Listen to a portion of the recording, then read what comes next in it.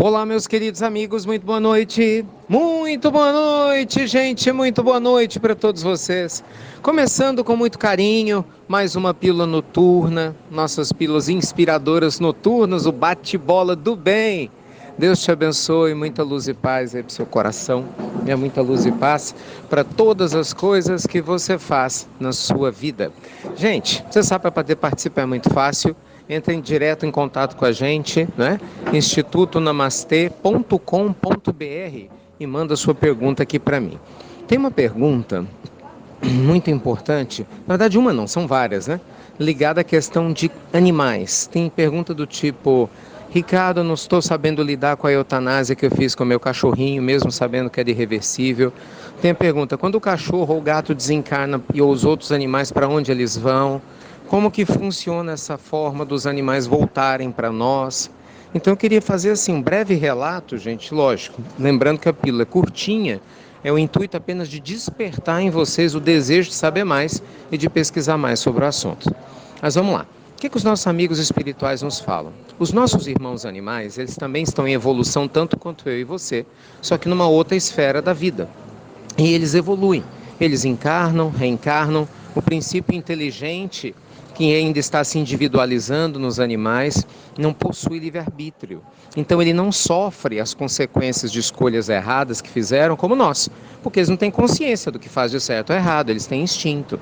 Então existem vários tipos de dor: a dor evolução, a dor aprendizagem e o prazer também, que eles vão vivenciando ainda que instintivamente, mas vão preparando-os para que eles desenvolvam as primeiras sensações que vão virar emoções quando eles começarem a estagiar, né, na nossa esfera humana. Só Deus sabe, antes que alguém pergunte quanto tempo demora, quanto tempo isso se dá.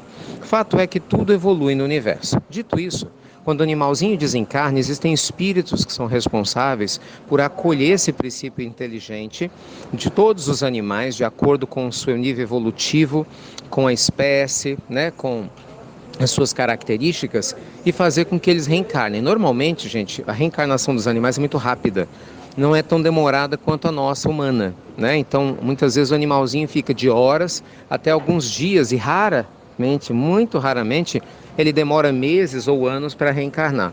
Muito embora a gente tenha relatos de animais no mundo espiritual que demoraram mais a retornar, né, à pátria material por uma série de circunstâncias. Tem um caso muito conhecido do nosso Divaldo, que indo fazer uma palestra, numa determinada cidade, ao fazer a visita para a coordenadora da atividade local, um cachorro, o pastor alemão, pulou em cima dele, ele deu um grito, né? Porque ele estava enxergando o pastor. E as pessoas: que foi, Divaldo, que foi? Você, esse pastor pulou em cima de mim. E todo mundo se olhou, a dona começou a chorar, porque na verdade o pastor tinha desencarnado, já tinha 8 meses.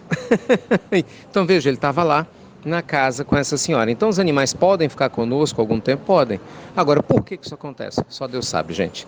Pode ser por vínculo, pode ser para ajudar aqueles que amavam os animais aí se desligando gradativamente, mas não necessariamente isso vai acontecer sempre.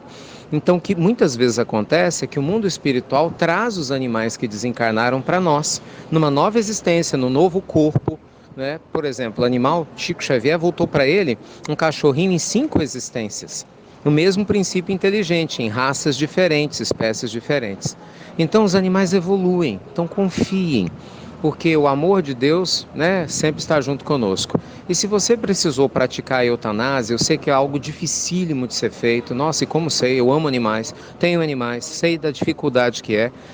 É aquela questão, a gente deve evitar a eutanásia ao máximo, né? Porque muitas pessoas, infelizmente, têm os animais como se fossem copos descartáveis, né? Enquanto estava bonitinho, legal, ótimo, eu quero, agora não serve mais, então já manda matar. O que é um crime espiritual, diga-se de passagem, que é bem diferente de quando o animalzinho, infelizmente, está com enfermidade gravíssima, estágios avançados, dores enormes, ou sofreu acidentes tremendos, os casos são irreversíveis, a dor é insuportável.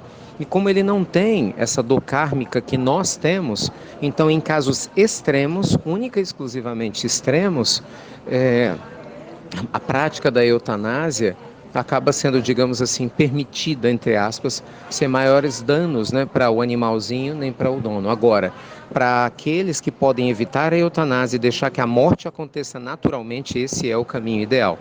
Entende? Então vamos lá. O animalzinho está com algum problema de saúde grave, é possível aplicar uma medicação nele, quem determina isso é o veterinário, não é você.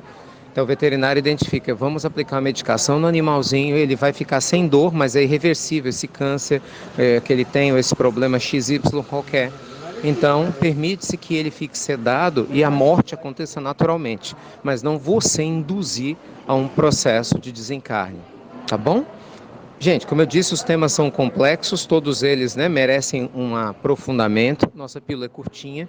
O interesse aqui é apenas despertar em vocês essas reflexões e, na medida do possível, né, estimulá-los a buscar mais informações. A Revista Espírita de Allan Kardec, disponível hoje digitalmente, vocês vão encontrar inúmeras referências a esses estudos mais avançados, né, da questão da evolução animal. Nós temos alguma coisa também em O Livro dos Espíritos e temos diversos outros relatos que vocês encontram na própria internet. Pesquisem por falas de Chico Xavier a respeito.